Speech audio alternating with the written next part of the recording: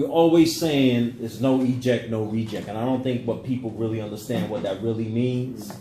So what do you think, Rayon? How many times realistically will a client reject us? Like, what should our team be prepared for when they're going out in the community, trying to engage a client, a young person, one of our adult participants? What's real? What do they have to understand? Man, they got to understand that, they've been through a lot of trauma, and they used to people telling them no. Right. You know what I'm saying? So, a person ain't going to tell you, at least 15 to 20 times before they really get the picture. And if you abandon them on the first go, I mean, that's what they was looking for. That's what they were expecting. It don't affect them. But if you keep coming back, maybe on that 15th time, they'll say, man, this guy really loved me. He really cared about me, man. And I said, why would you keep coming back if he didn't care about me? Because they used to abandonment. People leaving, friends getting killed. You know what I'm saying? Girlfriends cheating on them. You know what I'm saying? So their trauma becomes the norm. You know what I'm saying? So we got to understand that. We got to understand that and be more patient and nurturing with them. Not just to like a baby, but sort of like a baby. We got to hold their hand. We got to hold their hand through the process. Yes, but why does it seem like it's so hard for some staff to get that? Like sometimes when they go around a block or something and somebody doesn't answer them, or they tell them, listen, man, I don't want to mess with you no more, you ain't doing nothing for me, they give up. Like, to me, it's either that, in that situation, you got to be selfless, and you got to care about things more than yourself, and you got to be able to be in tune with other people's feelings and be a judge of, character, and be able to observe and see where somebody's coming from. Not literally having to go through that situation, but being able to see people for who they are and meet them where they are on a deeper level. So, I mean, that takes time. It doesn't change overnight. You got to expect it. You want to put a lot of work in before you can see change, come.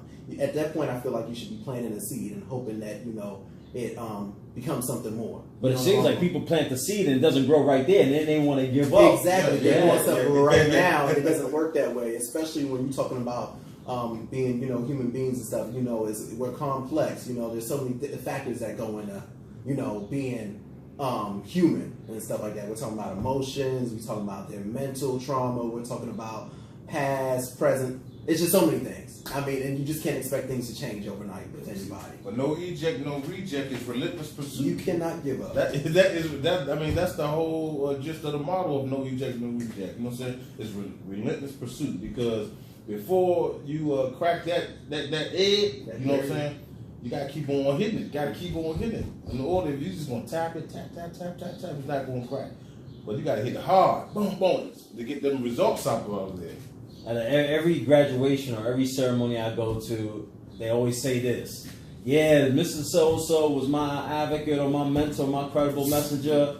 And at first, I didn't like them, but after they kept coming, that's when I realized, like, people got to put in the dues, right? The light bulb does not go off right away. Yeah. It does not.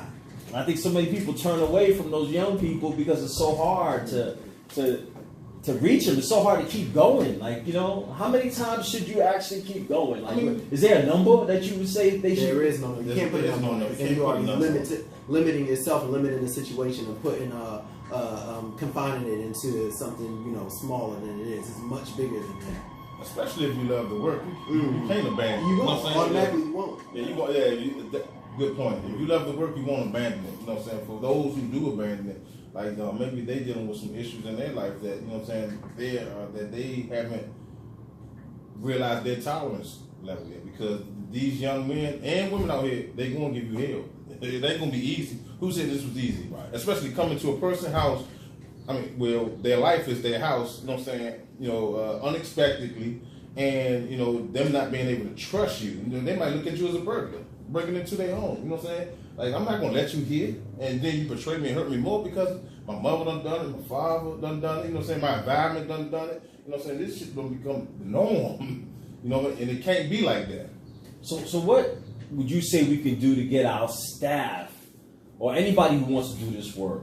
What do they need to do to be able to handle that so-called rejection, to be able to handle the need to understand that you got to keep on coming? What can they personally do to put themselves in that position? They got to build up determination. Not only that, emotional intelligence. They got to have emotional intelligence. They got to have empathy. You know what I'm saying? Being able to understand the person where they're coming from, as well. You know what I'm saying? Putting themselves in that person's shoes